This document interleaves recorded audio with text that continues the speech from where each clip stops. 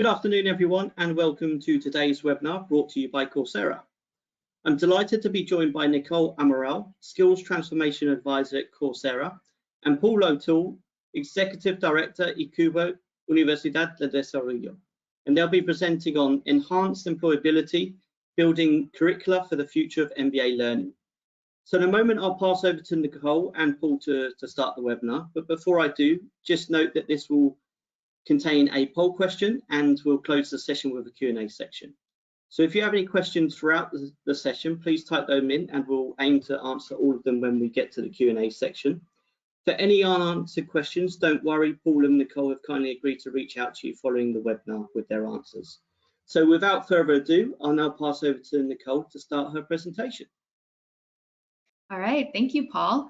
And I am actually going to turn off my camera just because my internet's been a little bit flaky and I'm hoping this will help, but I think you should be able to see my presentation regardless. So good morning again, or good afternoon for those of you in a different time zone. I'm actually in Arlington, Virginia in the United States.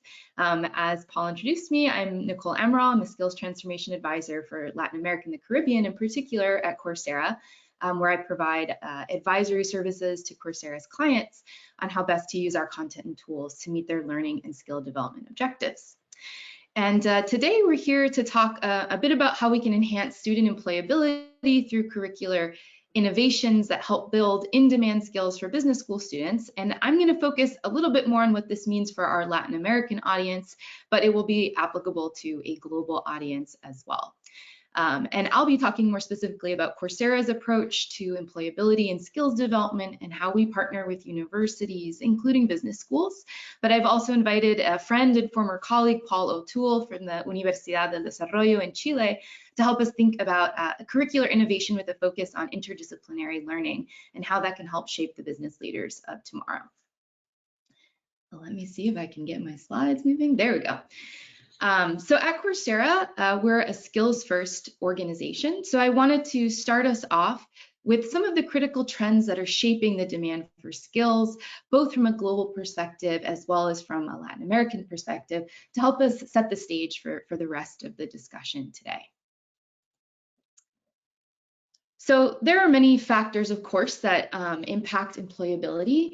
And one of those, of course, is economic growth and the availability of jobs. And this is really critical today for business school students in Latin America that are looking ahead to not just what jobs await them as they graduate, but also how they'll take a leadership role, right, in the transformation of businesses and industry moving forward. And overall, the scale of the challenge ahead in Latin America is great. It's the region that so far has seen the most economic devastation from COVID, and of course continues to deal with ongoing waves of infection, lockdowns, and a challenging vaccination rollout.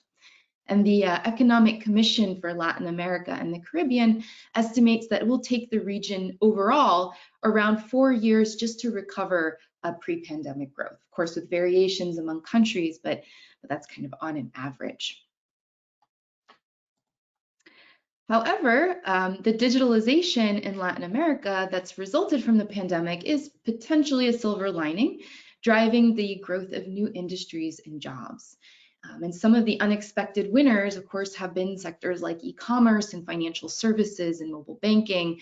And many of the jobs with the highest demand in 2021 across Latin America, according to LinkedIn, are innately digital jobs.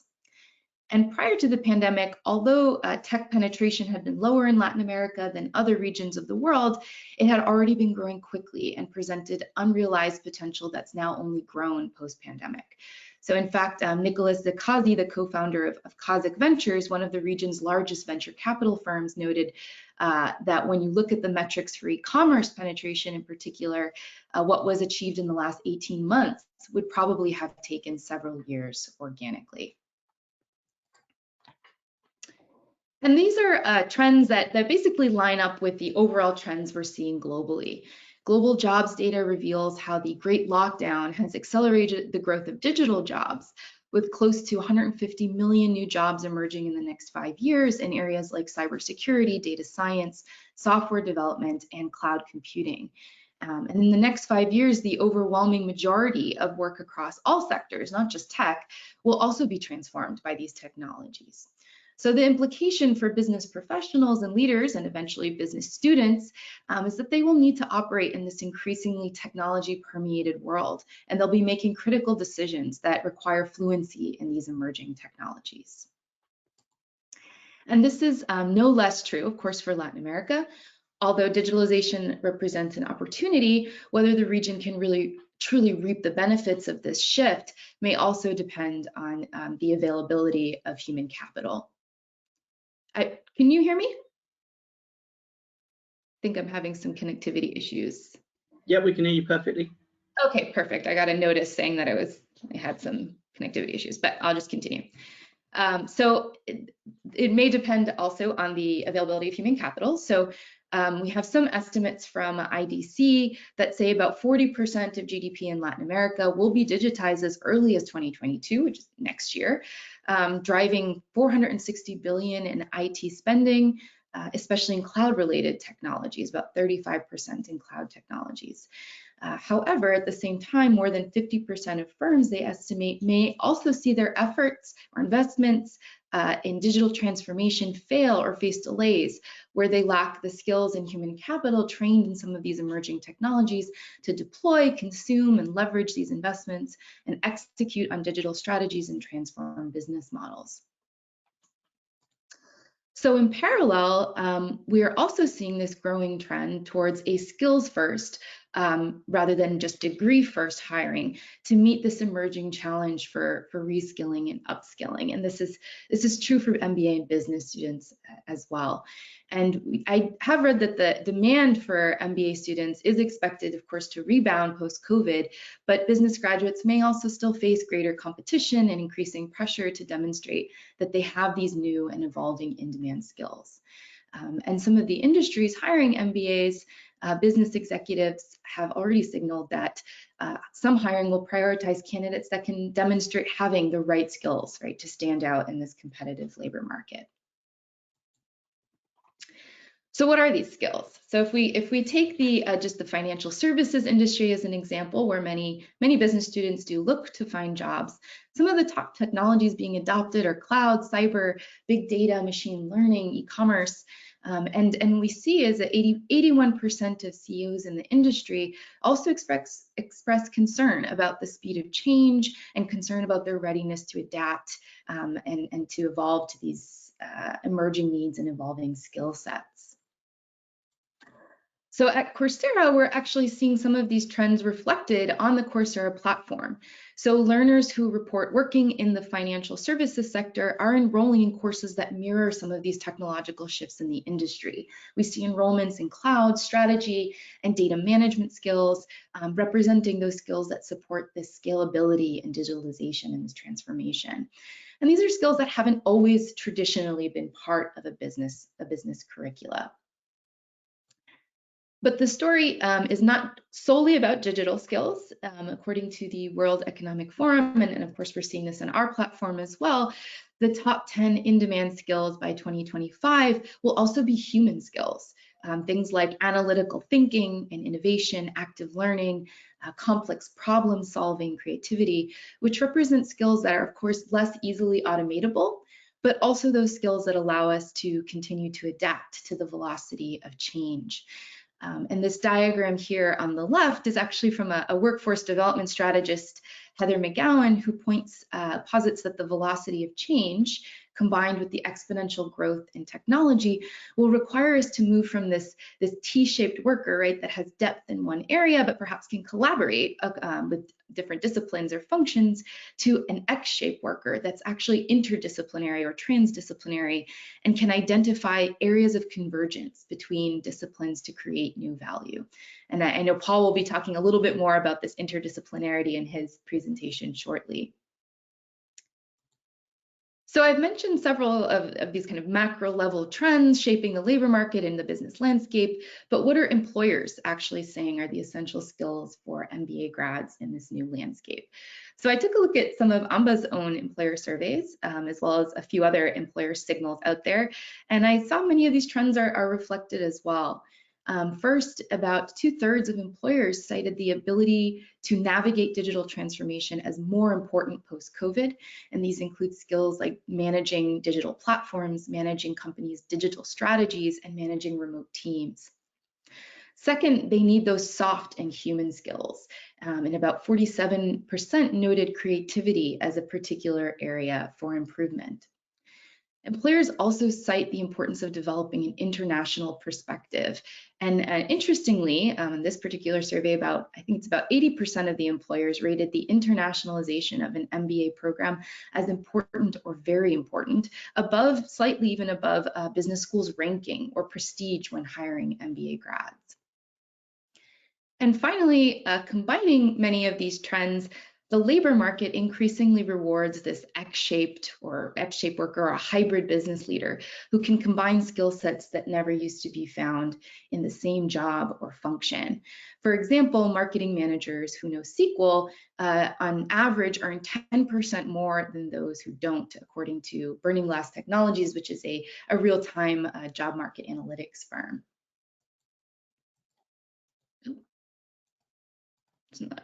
There we go. Sorry about that.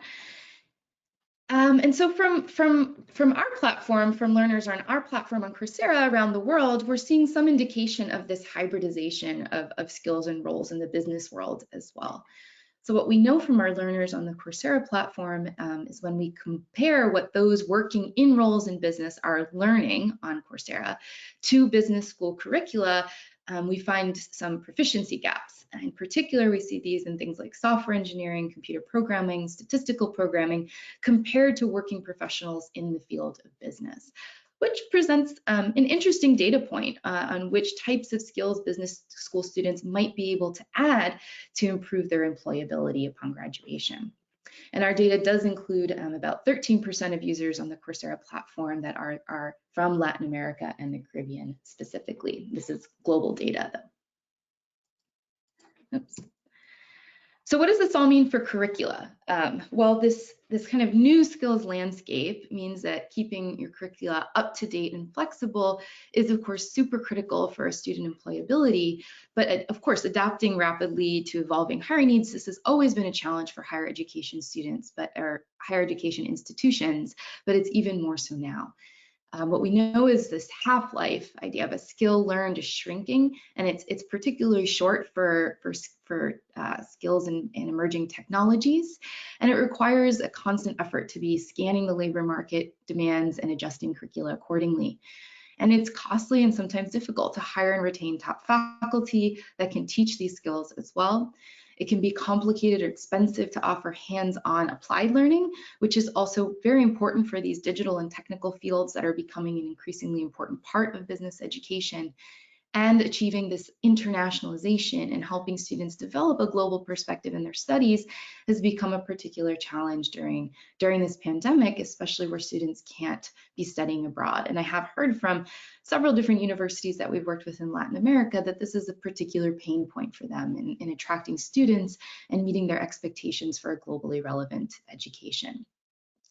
And what we're seeing is that this proactive efforts, that if proactive efforts aren't taken by higher ed institutions in general to address some of these challenges, it could lead to lower employability for graduates, declining student enrollments in the long run, if the value of these higher ed programs, including MBAs, and the investment in both time and resources may be questioned by students on the tail end.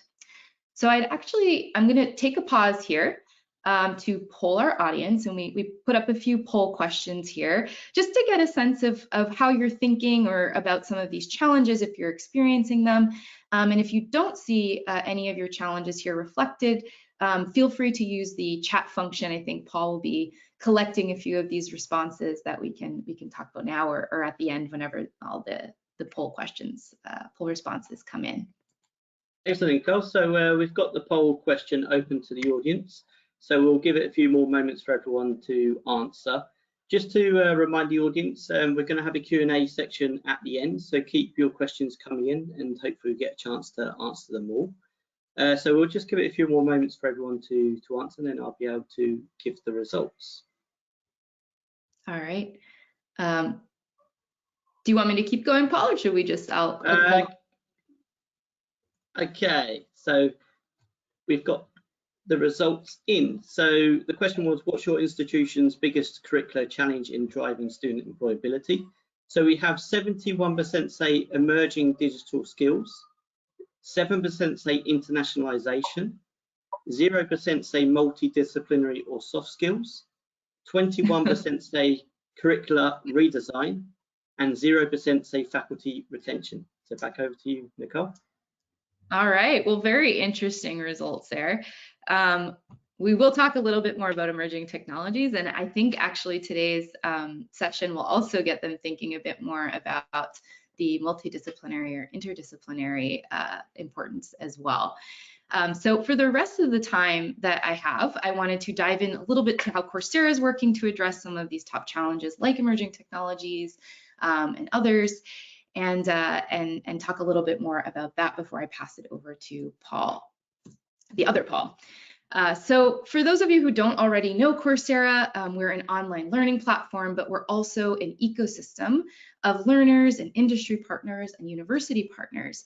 And we actually create insights by leveraging data from about the 77 million learners who've gone through our platform, the over 2,500 organizations that are using Coursera to upskill their own employees, and over 4,000 university partners who are both providing and using Coursera content.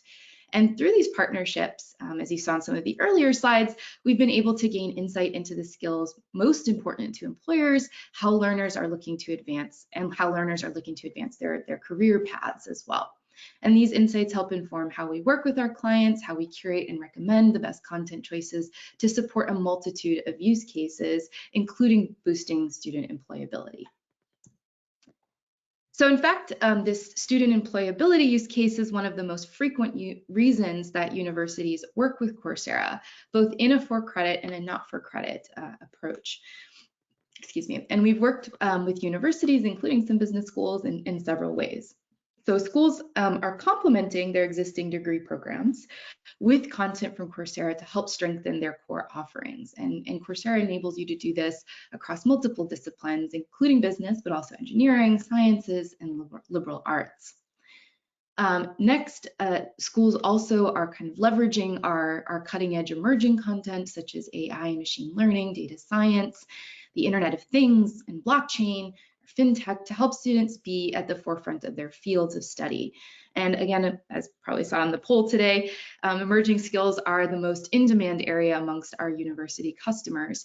And every industry today, from business to engineering to law, is kind of adopting these emerging technologies, making it critical for your students to develop these skills before they graduate.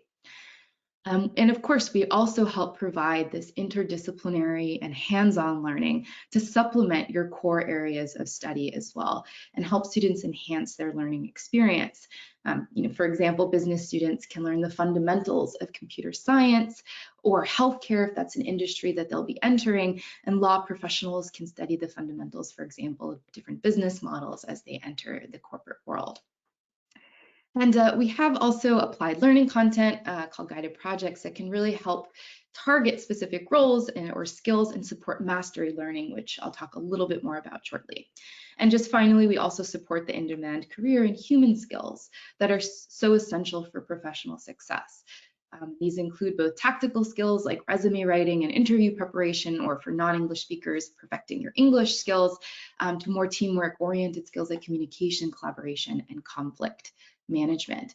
And just to give you a couple of concrete examples, for example, in a for-credit approach, we're working with universities like Universidad de Ibagué in Colombia and Universidad Peruana de Ciencias Aplicadas in Peru to help augment their core curriculum with for-credit electives and specific technologies and skill areas where it's challenging to find faculty in those countries to teach these. And they're also using Coursera courses as a resource for modular content for faculty to draw on for innovative instructional design and being able to deliver a blended learning approach. So what are the ways in which we kind of actually complement university curricula? What does this look like? So as business graduates explore a diverse and hybrid career paths, we've used our skill insights as well as consultations with subject matter experts to map out some of the skills in these in-demand roles, not only in the traditional sectors for business school students, but also emerging ones as well, to help them more easily transition into these jobs. Digital project management, for example, is one of the most in-demand roles for MBA students. And so we've mapped out these skills like data-driven analytics or market research and product development lifecycle into pathways you can easily offer your students as part of a core curricula or even as part of an honors program or electives or some of the other ways we've seen these incorporated. And of course, our content can also help you internationalize at home, bringing coursework and content developed by some of the world's top universities and companies that can help your students build this international perspective without necessarily having to leave home. And you can blend it with your own instruction that focuses much more on a local context. And this is something that, personally I believe in very strongly, is it can really also expand access to a greater number of students with diverse personal and socioeconomic backgrounds, giving them this opportunity to gain this perspective without needing to dedicate the time and resources to studying abroad. So what might one of these pathways look like? This is kind of an example of a potential MBA curriculum with a specialization in digital marketing. So we can help bring this kind of specialization in emerging skills and technologies that would complement a core MBA marketing curriculum with both industry developed certifications like from companies like Facebook, as well as top universities like Emory and University of Virginia. And we also have more and more Latin American university partners like Tec de Monterrey or Universidad de los Andes that are also providing great content in these emerging skill areas as well. And this can help adapt much more quickly and at lower cost because we can swap in complementary content and modules to help keep your curricula up to date as new technologies emerge without you having to begin a course development or curricular redesign process entirely from scratch. And we also help in curating these kind of specific learning pathways that can help students build these complementary hybrid skills to be successful in the workplace, which again can be offered by in your curriculum, but also can be in your business school's career services center. For example, if you take a marketing student, again, some of these hybrid skills might be things like design thinking, critical thinking, how to manage remote teams, or perhaps for non-native speakers, you might have a specialization on improving English communication. As an example.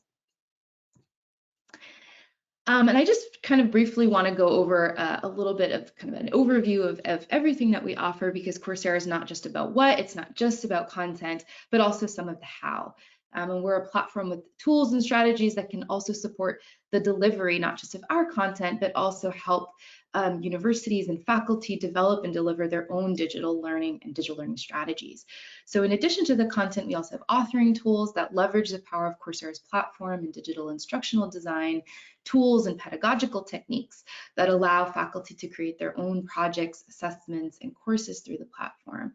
And again, we have these options for applied learning with our guided projects that can help bring hands-on learning actually online as well. And of course, as I mentioned, we have our data and research insights on the skills needed to be job ready, which helps inform our content strategy and recommendations, as well as skill development dashboards and tools which help you track and measure skills that your learners are developing through Coursera content, but also your content developed on the platform. And of course, finally, the platform itself allows for an easy integration with your infrastructure, and we have a suite of additional tools around academic integrity and online proctoring.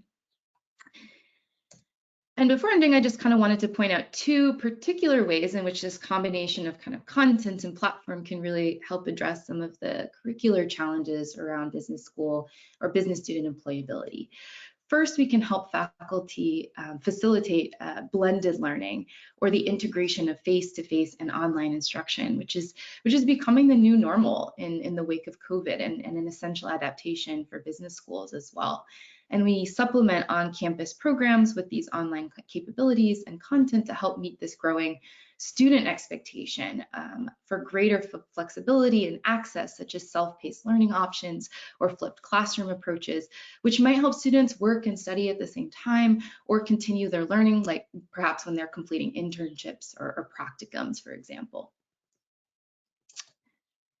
And finally, I wanted to point out our guided projects. Many of you probably who are familiar with Coursera, you know, might have taken some courses, you know our MOOCs, right? You know our consumer-facing platform and our longer form content. But skill development in particular reaches mastery level through practical hands-on learning, which we also facilitate through the platform. So our guided projects on Coursera are interactive projects, and they're smaller units of learning of up to 2 hours that enable learners to really hone in and perfect a job-relevant skill or technology. So it creates a side-by-side interface that allows learners to watch visual instruction on one side of the screen while applying what they learn on the other side of the screen in a simulated environment. And by providing this hands-on learning experience that can complement other courses or content and learning objectives, the guided projects can really help drive skill mastery on real-world tools that students might encounter in the workplace.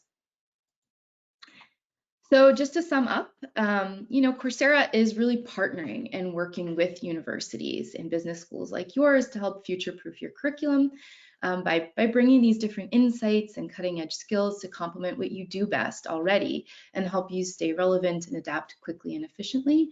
And we're also helping to enhance learning and meet students' growing expectations for flexibility and greater engagement by facilitating new ways of delivering learning. And finally, you know, overall, we're supporting the student employability with those career and job-specific skills and certifications that can really signal and demonstrate their job readiness to employers as a potential employee, but also as a transformational business leader in the future. So I hoped I've sparked your curiosity a bit with our approach to curricular innovation. And I'd love to hear a little bit more about how you're doing this in your own universities during our Q&A. And I will turn it over to Paul O'Toole now to talk about a very different perspective on employability through interdisciplinary learning and what that might mean for business school students. Thank you.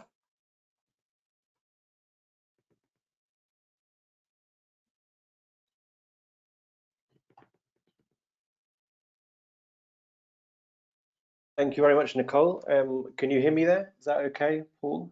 Just checking my mic. We can hear you now. Perfect. And you can see my screen. Yeah, we can see your screen. It's all perfect. Okay, wonderful. So, hello everybody. Good morning from here I'm in Santiago, Chile. My name is Paul O'Toole. I'm the director of ICUBO, which is the Institute for Innovation and Interdisciplinarity at Universidad Las Arroyo. And thank you to Nicole for the invitation to present here. I'm going to talk a little bit, first of all, about the university, and then about innovation, the way it leads into entrepreneurship, and also the work we're doing around interdisciplinarity. So Universidad Las Arroyo is a private university. We're located in Santiago and in Concepcion, also in Chile. We're a relatively young university. We're only about 30 years old. We were 30 years old last year. This is one of our campuses in Santiago, which is right up against the Andes. We're a university that's very focused on innovation, entrepreneurship, and more recently, interdisciplinarity. I manage an institute, as I said, which is called ICUBO. ICUBO is an institute which is was set up by 3 faculties, design, engineering, and business, around 12 years ago, and has evolved during that time, firstly with a strong focus on teaching innovation, and more recently, the last couple of years, we've been focusing on also on interdisciplinarity at the same time as a parallel track.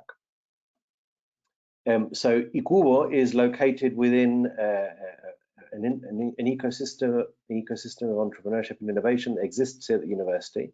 This is actually taken from our MBA's website. So the MBA program is obviously a bit bigger than the other things, but we're part of a very active ecosystem. I actually helped to set up UDD Ventures, which is also there to the left of ICUBO, which is the university's own accelerator and startup center, and that basically feeds into the MBA program, which I'm not directly related to. We do talk to Fernando Sanchez, the director, but we're a separate part of this ecosystem. And as I said today, I wanted to talk a little bit about the way innovation can lead into entrepreneurship. So I, as I said, manage an institute which is focused on innovation, but I actually come from an entrepreneurial background as an entrepreneur myself, and also setting up an accelerator and working in different areas of entrepreneurship. I actually came to innovation at a later stage, and that helped me to realize the way that innovation can actually feed into startups and business creation. So within eCubo, one of the programs we have at undergrad level, which I think is relevant to talk about as well, is called D-Lab, which is a program focused on teaching innovation methodology to students. And this program has won a number of awards. We actually have a spin-off of that program that actually was created last year called D-Lab Global, which is a global innovation program that we offer in English, and that we actually launched last year for the Organization of American States. And that program, the difference to the one we have in-house at the university is in English. It's customizable as well, and it's a way of teaching innovation methodology, very much hands-on, project-based, and we basically did that as a spin-off of the original D-Lab program, as I said, and after having developed that program over 10 years at the university as well. And D-Lab Global, we actually incorporated a number of innovations into that as well. So, for example, using Miro as well as a platform. We're actually working with 12 different countries in the English-speaking Caribbean with 28 students in this specific version of the program. And Miro allowed them to collaborate in real time. An incredible program. We actually used a designer to create a kind of a mini world within Miro, which they could collaborate on, and they're working on individual team projects within that platform.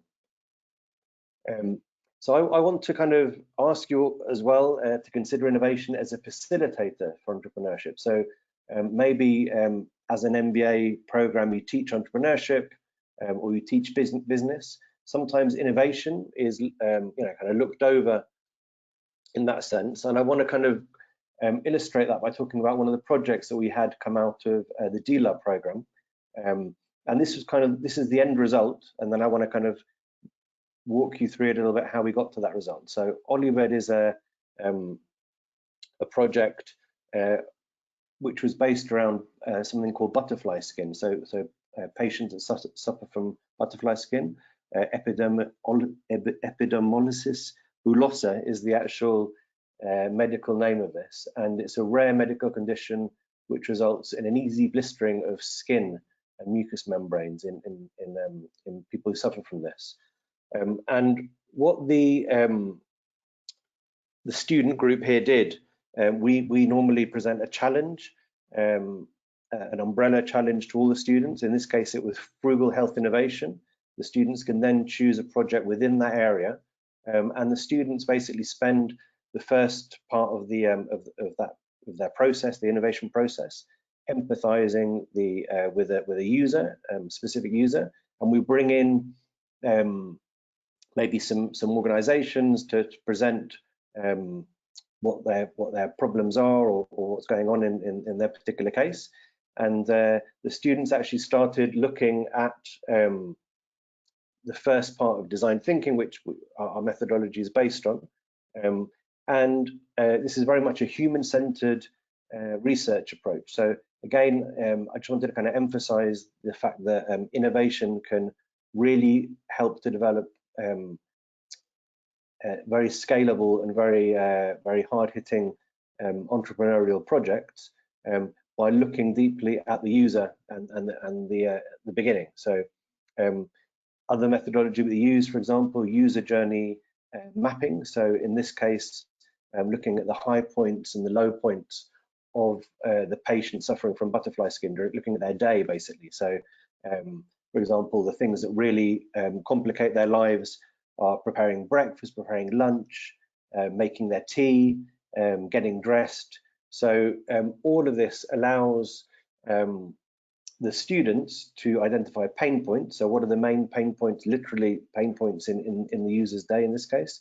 So anything that requires a certain degree of independence, and this obviously leads to insights. So in the case of specific users, some insights here which I haven't translated, but things like being able to use my cell phone, my mobile phone, not being able to write properly. So all of these things allow you to create questions and question framing in order to come up with some solutions to this. So in this case, one of the questions that was asked was, how can I help to create how can I give back independence to my user? And one of the solutions that the students came up with was gloves with magnets. So that was kind of the very initial idea. This is actually taken from, you know, the moment that they put down that post-it note with gloves with magnets on it. That's all they knew at that point in time. That was the only that was kind of the genesis of the idea. And then after a long process of prototyping over several months, the students came up with this. So this is basically a Velcro glove which incorporates magnets, very much frugal innovation, but was actually something that came out of this innovation process and very human-centered innovation process. And they created something that actually allowed these patients to get back their independence. So they identified as one of their insights, one of the major things that these patients suffer from, these people suffer from, is a lack of independence. And this gave them back that independence, allowed them to do simple things like, you know, eat, use a spoon, hold a pen, hold a cell phone as well. And this is actually, Oliver then went on to become a startup. It's now a fully fledged international business operating from Chile and exporting these products to users all over the world. So that's something I wanted to kind of highlight. And the other thing, you know, I'm very happy to share this presentation with all of you. All of our methodology, we have kind of evolved design thinking into something that we call Chilean thinking, and it's in a manual we wrote a couple of years ago, and you can read that. And we've actually applied another layer of practicality to design thinking. You know, one of my favorite ways of defining what is innovation comes from Bill Orlitt, who's the director of the MIT Entrepreneurship Center, and his definition of innovation is that it is invention plus commercialization, which is something we always have in mind. So it's not just the initial part of the innovation process, inventing something, coming up with something unique and novel, maybe going down the patent route, but there has to be a business model applied to all of that in order to bring it to market. And if that doesn't exist, then, you know, it's not innovation, it's just invention. And that's something that we keep very much in mind throughout our program, and that's why we've actually added in at the end of the program, which is something that design thinking, classic design thinking process doesn't have, a real focus on entrepreneurship and creating a business model and beginning to take your product to market. We're also very much influenced by interdisciplinary teaching, which I'm going to talk a little bit about afterwards. This is a program I was actually involved in when I was back in the UK, a program called Innovation Design Engineering, which is one of the first interdisciplinary master's programs that existed between Imperial College and Royal College of Art, which are two universities in London which are physically very close to each other. And that's kind of the way this program actually was created. And this is a kind of a perfect storm, if you like, between design and engineering. And we believe that, you know, interdisciplinarity is an important element in innovation. And we try and take that to our, you know, as I said, to our undergrad program, where we incorporate students, something I didn't mention at the beginning, from three faculties, from design, engineering, and business. And so talking a little bit about interdisciplinarity in the time that I have left. So one of the things that became clear to us, even though we didn't have a particular focus on interdisciplinary teaching at the beginning, we were more focused on innovation, is that our teams, our interdisciplinary teams taking part in this Deal Lab program, were more creative. It was something that we saw bringing them together, you know, instead of them being within their own faculty, having a group of designers, engineers, and business students in this case, we saw that the ideas that they had were sharper, and we actually measured this. This was a study that was done a few years ago. Again, very happy to leave this presentation and the URL link as well, which is in there. And this is a piece of research that went on and actually showed that the interdisciplinary team was more creative versus a monodisciplinary team in this case.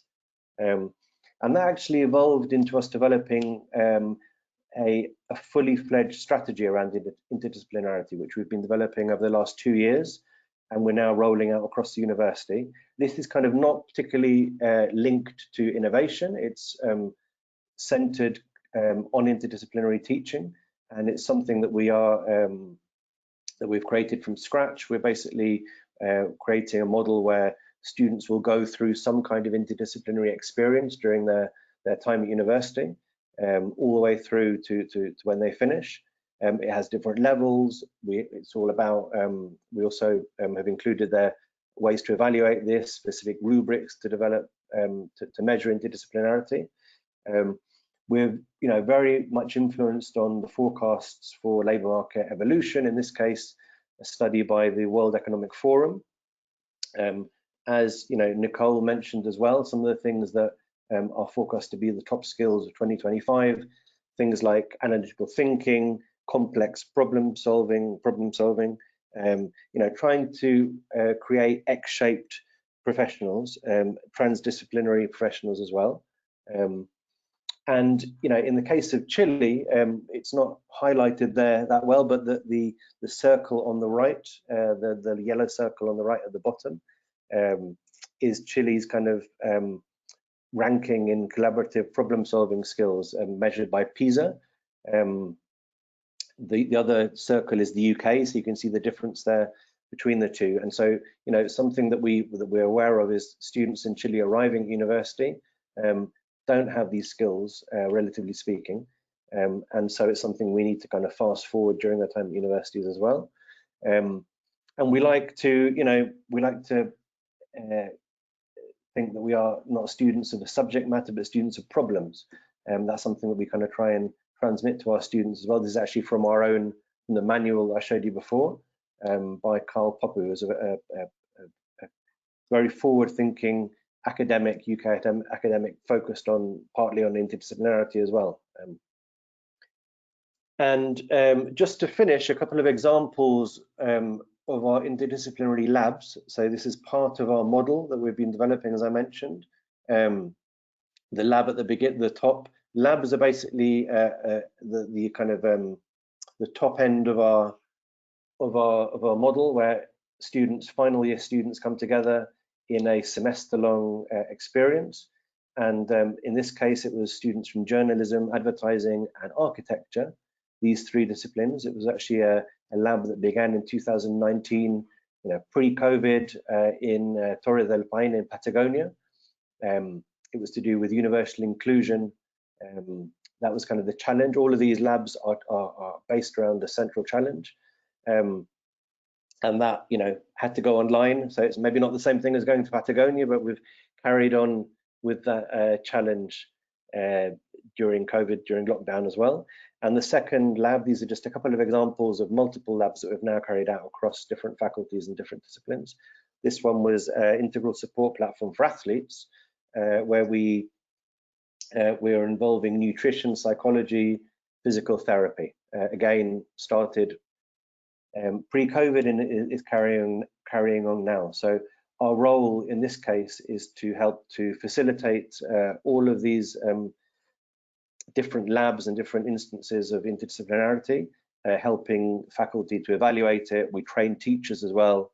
We have a kind of a whole model around interdisciplinarity that we've been developing there. And we're actually feeding that also into the MBA program as well now. So a lot of our things that we've learned, the way to evaluate it, the ways to stimulate interdisciplinarity, which is, you know, present within MBA programs. You have different students from different disciplines, but it's not particularly explicit. And so I think that's what kind of the main thing that we're focusing on, is making it explicit as well.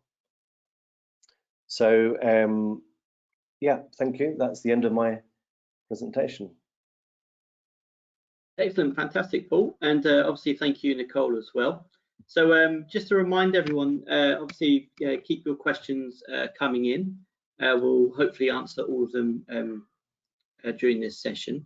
So we've had some questions come in. So it was on the back of obviously your presentation a moment ago. So I think it might be better to start with you, Paul. So we've had a question which has come in around, it's asking, how far would you agree that innovation can be taught? So I don't know if you want to sort of just elaborate and obviously talk about what the work you're doing at obviously eCuba. Yeah, absolutely. Well, it's a question that we get a lot, and it's a question that I asked myself, I think, coming into work in the innovation space. As I said, I was from more of an entrepreneurship background, and it can definitely be taught. I mean, there are multiple methodologies you can use. Probably design thinking is the most well-known methodology, which is a very simple to teach and to learn methodology, based around 4 or 5 different stages that you go through. And we teach it to final year students who have no idea of innovation at all when they come in. And by the time they're finished, in this case, it's a 1-year program, or a March to December program that's actually going on right now. As I said, the D-Lab program, something that we've been doing for 10 years. So it's tried and tested. We have very clear results that innovation can be taught, because the students come out with amazing projects that then turn into startups. As I said, it's a way of facilitating entrepreneurship.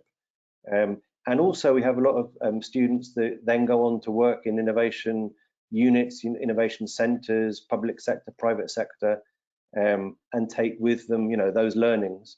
So and again, in the UK, I saw innovation design engineering, which is an interdisciplinary master's level program as well, where innovation is taught again. It's kind of maybe a different version of design thinking, but very much human-centered design. And so yeah, answering the question, it can be taught, and we've shown it can be taught, and there's ways of multiplying that as well, as I said, by really focusing on interdisciplinary teaching and making that intentional, and making the students aware that they are in an interdisciplinary group. And that's a way of also kind of doing a double click on that interdisciplinary, on that innovation process as well. So it's not just the innovation methodology, but you put it together with interdisciplinary creativity, and I think you have a kind of a double whammy, if you like. So yeah. Excellent, fantastic. So we'll move to the next question. So the question is, in terms of collaboration / asynchronous learning, how far do you believe that the pandemic will leave long-lasting change in its wake? So I don't know who would like to answer that first, whether you, Nicole, or Paul. I can start if you want. At least from Coursera, I think what we're seeing is that there's this increasing interest and increasing permanence of blended learning. So in terms of online learning, there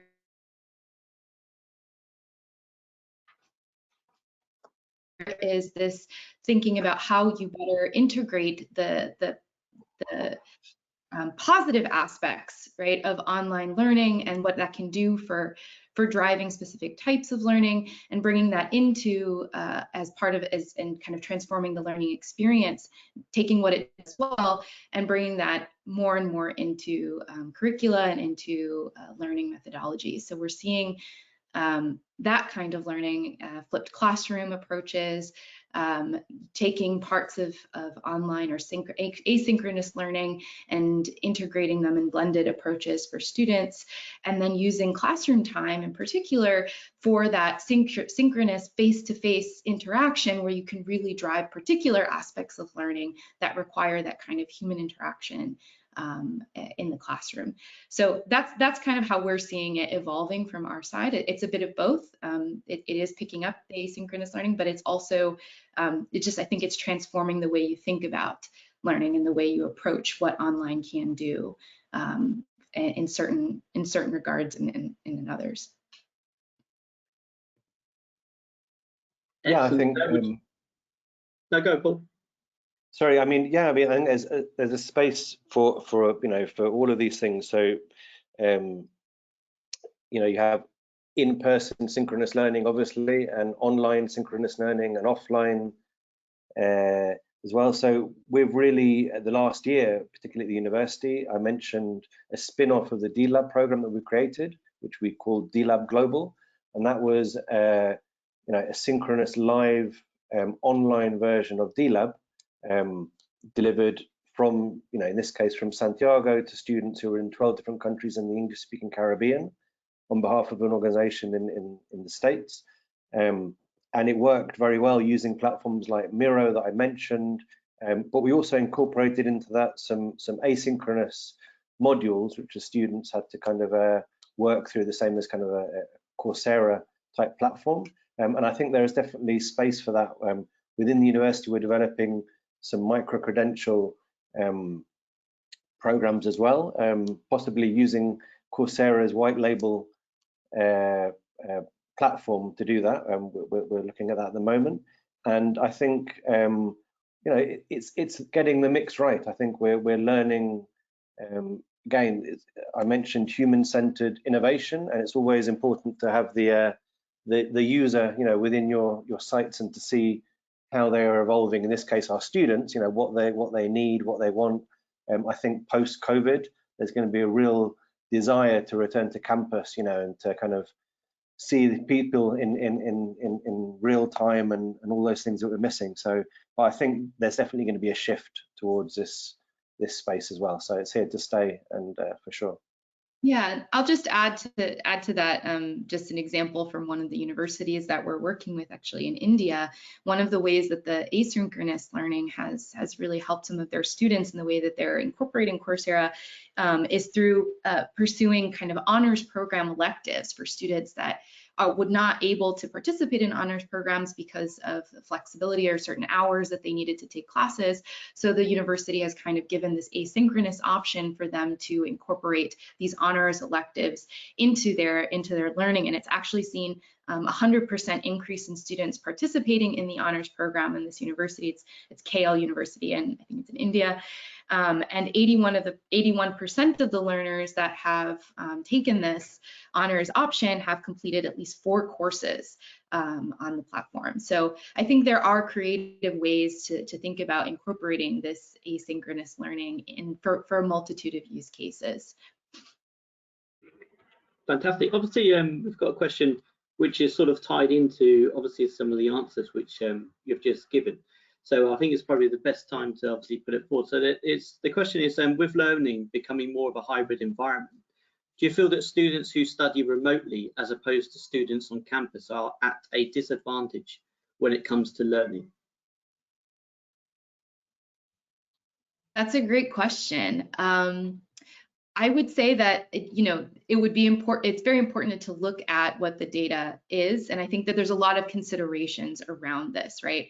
I think that what we've seen from different studies that have done academic studies is that remote can be just as powerful as in-person learning, and you can teach many of the same things in a remote setting as you can in an in-classroom setting. So I would say that in principle, no, it's not a disadvantage. However, it is important to consider, that remote students in different scenarios may have in different countries, have different access to online resources, to different types of, whether it's phone or computer access or broadband. So these can be important considerations to take into account when you're thinking about whether a student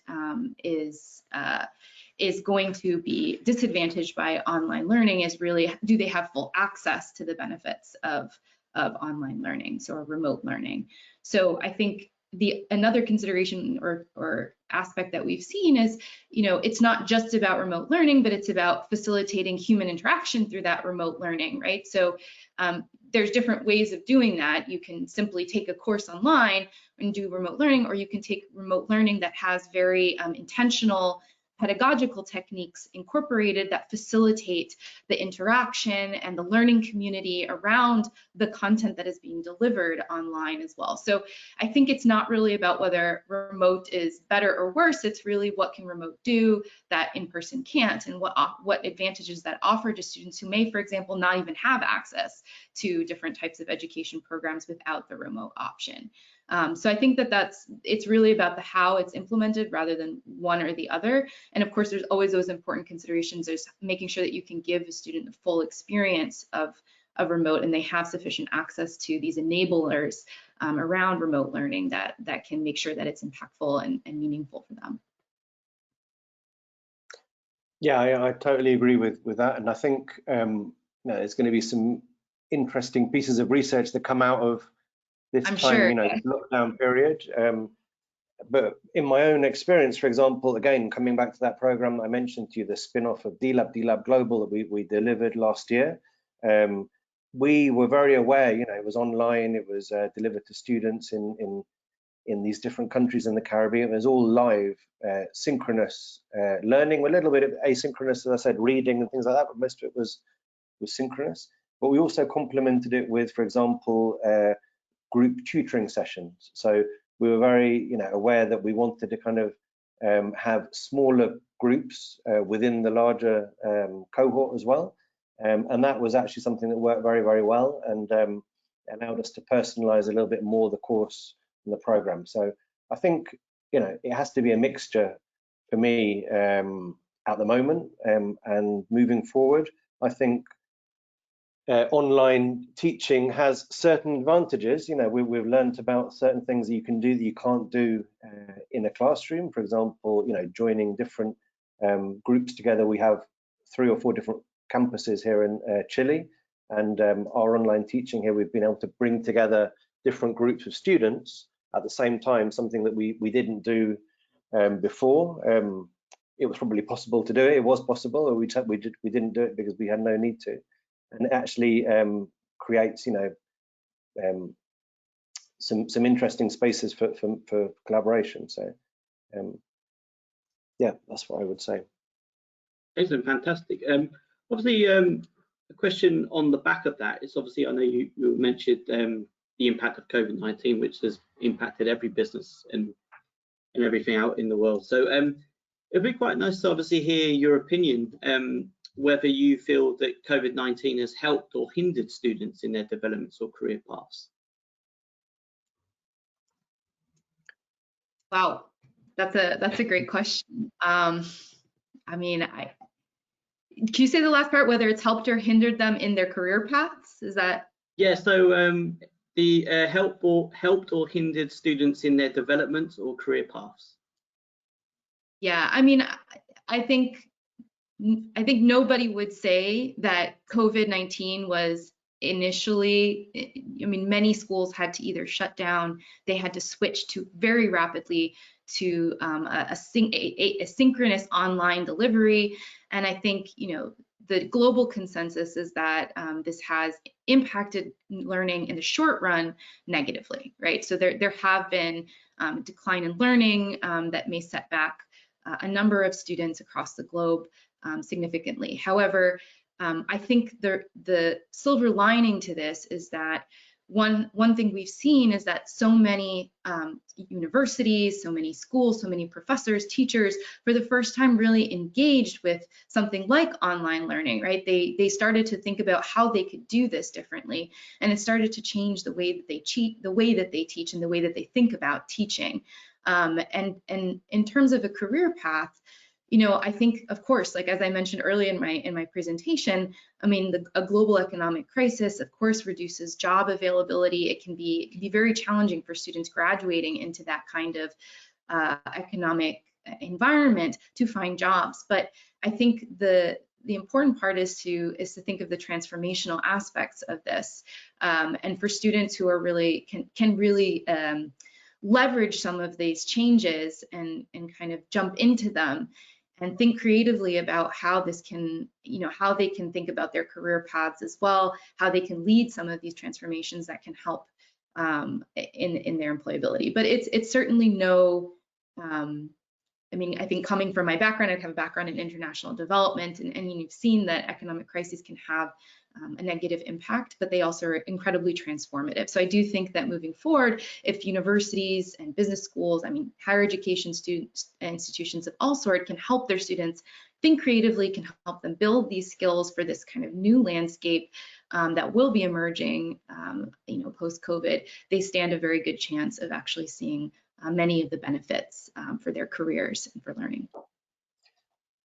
Yeah, I very much agree with everything Nicole's saying, and I think it is what it is as well. And luckily at UDD we managed to adapt very, very quickly. Chile specifically was already suffering from social unrest in the country, which actually meant that we had to go online. A lot of the universities were online before COVID, from maybe October 2019. So luckily we'd kind of had a bit of a head start in that sense. But I think it has accelerated the use of online technologies, online platforms.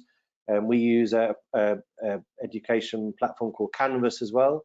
It's made us kind of integrate that into what we do much more quickly, much more efficiently. Have students suffered? I think hopefully not. I think time will tell.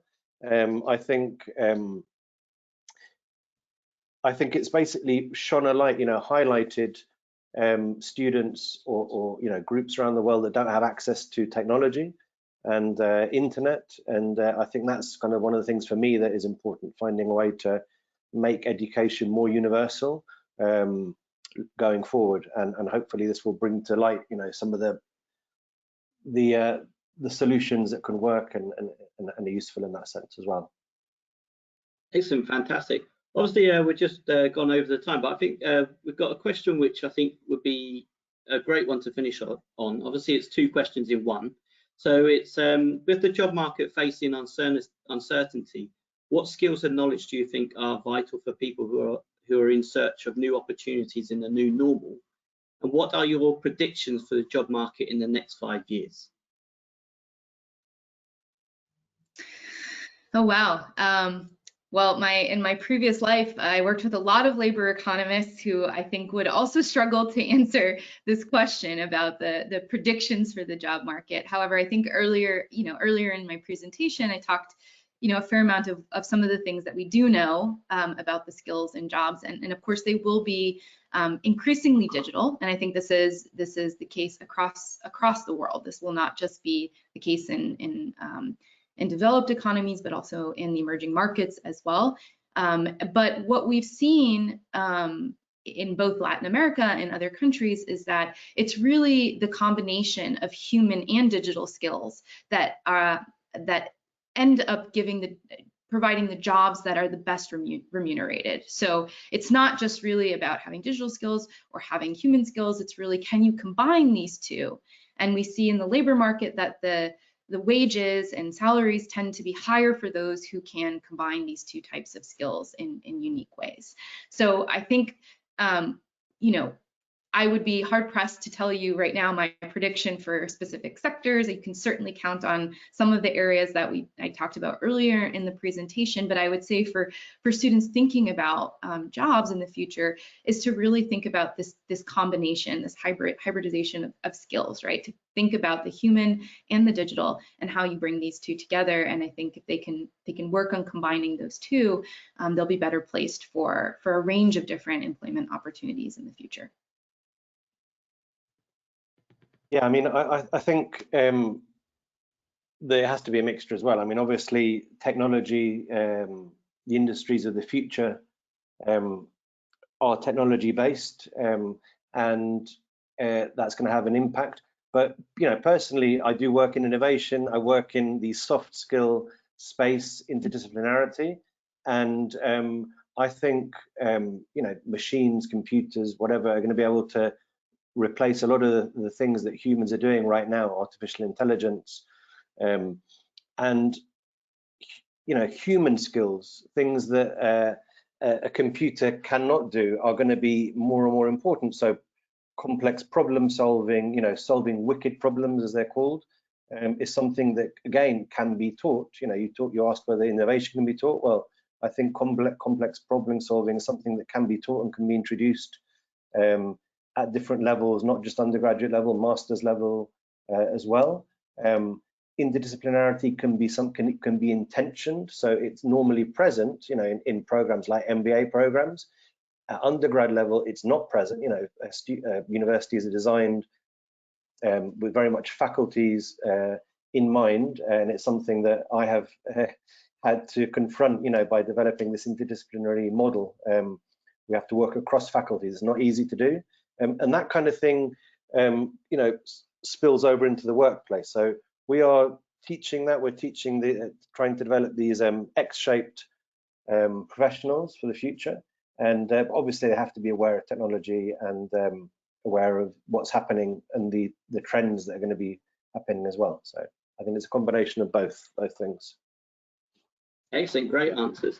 So unfortunately, we've run out of time. Two great sessions, both insightful, and obviously I'd just like to thank you both for taking the time today to present. Just for the audience, the session has been recorded, so a week from today you'll receive an email which will include the link to review the session. Obviously you'll be able to click the link and obviously watch the recording again. We've got plenty more webinars taking place between now and the end of the year, so feel free to head over to www.associationofmbas.com and you'll be able to view and register for all the upcoming webinars. So all what's left to say is thank you again, Nicole, Paul, and obviously Coursera, and we look forward to seeing you all at a webinar shortly. My pleasure. Take care.